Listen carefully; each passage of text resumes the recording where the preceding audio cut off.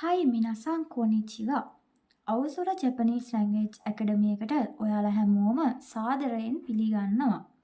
අද අපේ මාතෘකාව තමයි කොසෝ අදෝ. කොසෝ අදෝ. අපි බලමු මොනවාද මේ කොසෝ අදෝ කියන්නේ කියලා. ඉතින් කොසෝ අදෝ කියන එක අපි ජපන් භාෂාවේ නිතරම පාවිච්චි කරන දෙයක්. කෝ සෝ ආ දෝ කියන අකුරු හතරෙන් අපි බලමු ප්‍රධාන වශයෙන් මොනවා ගැනද කතා කරන්නේ කියලා. කොසෝ අදෝ කියන එක අපි ජපන් භාෂාවේ පාවිච්චි කරන්නේ නාම පද හඳුන්වා දීමේදී. එතකොට කෝ කියන අකුරෙන් කතා කරන පුද්ගලයා ළඟ තියෙන දේවල් ගැන අපි කතා කරනවා. සෝ කියන අකුරෙන් අහගෙන ඉන්න පුද්ගලයා ළඟ තියෙන දේවල් ගැන අපි කතා කරනවා. ආ කියන වචනෙන් ආ කියන අකුරෙන් අපි කතා කරන්නේ කතා කරන පුද්ගලයා සහ අහගෙන ඉන්න පුද්ගලයා කියන දෙන්නගෙන්ම ඈත තියෙන දෙයක් ගැන කතා කරද්දී. දෝ කියන අකුර අපි පාවිච්චි කරන්නේ ප්‍රශ්නාර්ථයක් විදියට පාවිච්චි වෙනකොට. එතකොට කෝ සෝ ආ දෝ කියන අකුරු හතර අපි ඉගෙන ගත්ත විදියට කෝ කියන්නේ කතා කරන කෙනා ළඟ තියෙන දේවල්. සෝ කියන්නේ අහගෙන ඉන්න කෙනා ළඟ තියෙන දේවල්. ආ කියන්නේ දෙන්නටම ඒ කියන්නේ කතා කරන කෙනා සහ අහගෙන ඉන්න කෙනා කියන දෙන්නටම ඈතින් තියෙන දේවල්. දෝ කියන්නේ ඒ අදාළ ප්‍රශ්න පදය. අපි මුලින්ම කතා කරන්න යන්නේ ද්‍රව්‍යවාචී නාමපද ගැන. ද්‍රව්‍යවාචී නාමපද. ඉතින් මොනවා හරි ද්‍රව්‍යයක් මොනවා හරි දෙයක් ගැන කතා කරද්දී අපි පාවිච්චි කරන නාමපද තමයි මෙතන තියෙන්නේ. ඉචිබන් පළවෙනි එක කොරේ. කොරේ කියන්නේ මේක. ඉතින් කොරේ කියන එක පාවිච්චි කරන්නේ තමන් ළඟ කතා කරන කෙනා ළඟ තියෙන මොනවා හරි ද්‍රව්‍යයක් ගැන කියද්දී. නිබන් දෙවැනි එක සොරේ කියන්නේ ඕක. අහගෙන ඉන්න කෙනා ළඟ තියෙන දෙයක් ගැන අපි කතා කරද්දී සොරේ කියන එක පාවිච්චි කරනවා.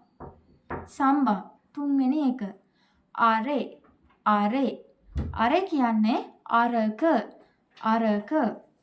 කතා කරන පුද්ගලයා සහ අහගෙන ඉන්න පුද්ගලයා කියන දෙන්නටම ඈතින් තියෙන මොනවා හරි දෙයක් ගැන කතා කරද්දී අරේ කියන එක පාවිච්චි කරනවා. යොම්බන් හතරවෙනි එක දොරේ කියන්නේ කෝකද? ප්‍රශ්න පදය තමයි දොරේ කියලා කියන්නේ.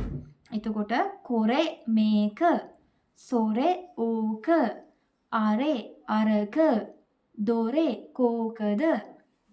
අපි ඊළඟට බලමු කොහොමද මේ කොරේ, සොරේ, අරේ, දොරේ කියන නාමපද අපි වාක්‍යයක පාවිච්චි කරන්න කියලා. ඉතින් මම මේකෙදී ඔයාලට පොඩි ස්ට්‍රක්චර් එකක් දීලා තියෙනවා. බලන්න පළවෙනි ක්‍රමය තමයි කොරේ සොරේ අරේ කියන ඒවා. කොරේ සොරේ අරේ කියන නාමපද වලින් එකක් අපි වාක්‍යයේ මුලට ලියනවා. ඊට පස්සේ අපි වා කියන නිපාතය දානවා. අපි කලින් වීඩියෝ එකේ කතා කරා ඕනම නාමපදයක් ඕනම උක්තයකට පස්සේ අපි සරලව වාක්‍යයක් හදද්දී වා නිපාතය තමයි පාවිච්චි කරන්න කියලා. ඉතින් මෙතනදී කොරේ සොරේ අරේ කියන ඒවට පස්සේ අපි වා නිපාතය පාවිච්චි කරනවා. ඊළඟට මේෂි කියන්නේ නාම පදයක්. ඉතින් අපි දැන් මෙතන ද්‍රව්‍යවාචී නාම පදන කතා කරන්නේ. එතකොට අපි මෙතෙන්ට දාන්නේ ඒ අදාළ ද්‍රව්‍ය ගැන. වාක්‍ය අවසානය දෙස් එහෙමත් නැත්නම් දෙස්කා කියලා ප්‍රශ්න පදයෙන් උනත් අපිට වාක්‍ය ලියන්න පුළුවන්. දෙවැනි ක්‍රමය තමයි මේෂි. මේ නවුන් එක නැත්නම් මේ අදාළ ද්‍රව්‍ය අපි වාක්‍යයේ මුලට ලියනවා. ඊට පස්සේ වා නිපාතය ලියලා වාක්‍ය මැදට කොරේ සොරේ අරේ කියන ඒවායින් එකක් ලියනවා. වාක්‍ය අවසානය දෙස් එහෙමත් නැත්නම් දෙස්කා කියලා පාවිච්චි කරනවා. රේබුන් ඕමිතේ සෙත්සුමේ ශිමෂෝනේ මම උදාහරණ කිහිපයක් බලන ගමන් ඔයාලට පැහැදිලි කරන්නම්. ඉචිබන් පළවෙනි එක කොරේවා හොන් දෙස් මේක පොතක් වේ. අපි මුලින්ම ඉගෙන ගත්ත ක්‍රමය. කොරේ කියන එක වාක්‍ය මුලට දානවා. වානිපාතය ඊට පස්සේ ලියනවා. අදාළ ද්‍රව්‍ය හොන්. හොන් කියන්නේ ජපන් වලින් පොත කියන තේරුම. එතකොට කොරේවා හොන් දෙස්. මේක පොතක් වේ. නිබන් දෙවැනි එක. අරේවා කමේරා දෙස්. අරේවා කමේරා දෙස්. අරක කැමරාවක් වේ. සම්බන් තුන්වෙනි එක. පෙන්වා සොරේ දෙස්. පෙන්වා සොරේ දෙස්. පෑන ඕක වේ. පෑන ඕක වේ කියන එක අපි ජපන් වලින් කියන්නේ පෙන්වා සොරේ දෙස්. යොම්බන් හතරවෙනි ක්‍රමය. හතරවෙනි උදාහරණය. කබන්වා කොරේ දෙස්කා. කබන්වා කොරේ දෙස්කා. බෑග් එක මේකද? අපි ඉගෙන ගත්තා නාමපදයේ මුලට දාලා.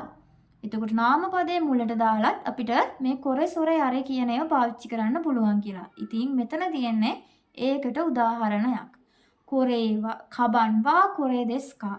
බෑග් එක කෝක මේක වේ. එතකොට කබන් කියන්නේ නාමපදයක් බෑග් එක කියන එක.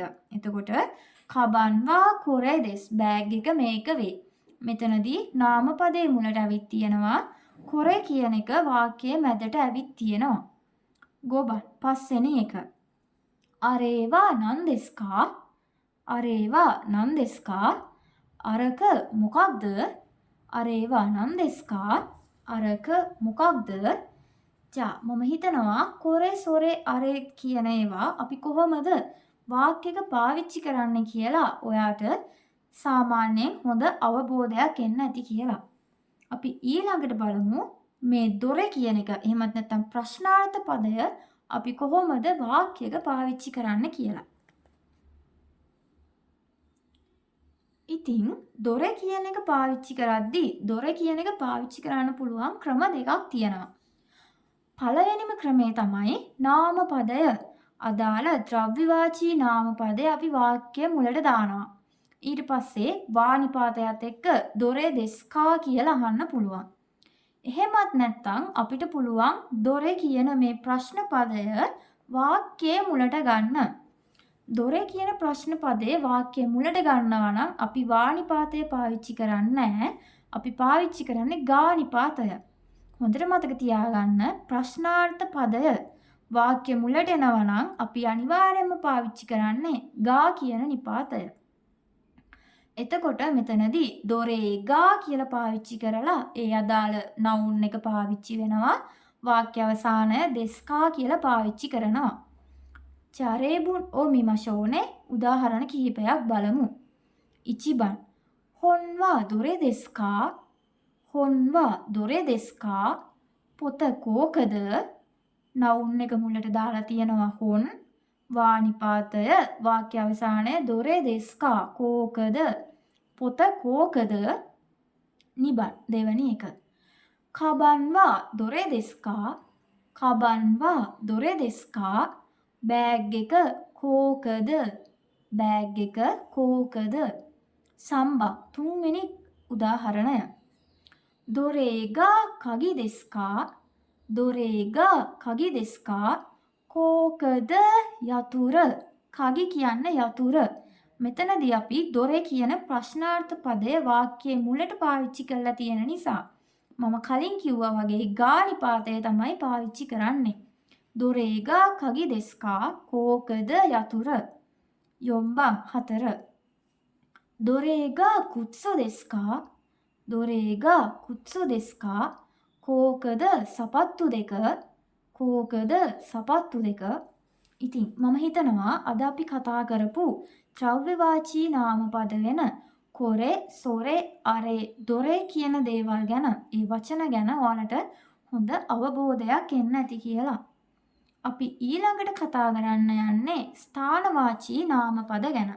ඒ කියන්නේ මොනවා හරි ස්ථානයක් ගැන කතා කරද්දී අපි කොහොමද ඒ අදාළ නාමපද පාවිච්චි කරන්න කියලා.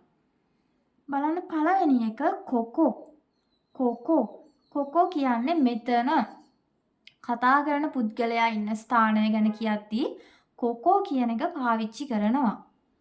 දෙක සොකෝ. සොකෝ. සොකෝ කියන්නේ ඔතන.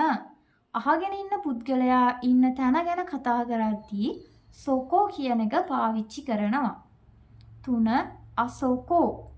අසෝකෝ. අසෝකෝ කියන්නේ අතන. එතනදී කතා කරන කෙනා සහ අහගෙන ඉන්න කෙනා කියන දෙන්නටම ඈතින් තියෙන ස්ථානයක් ගැන තමයි කතා කරන්නේ.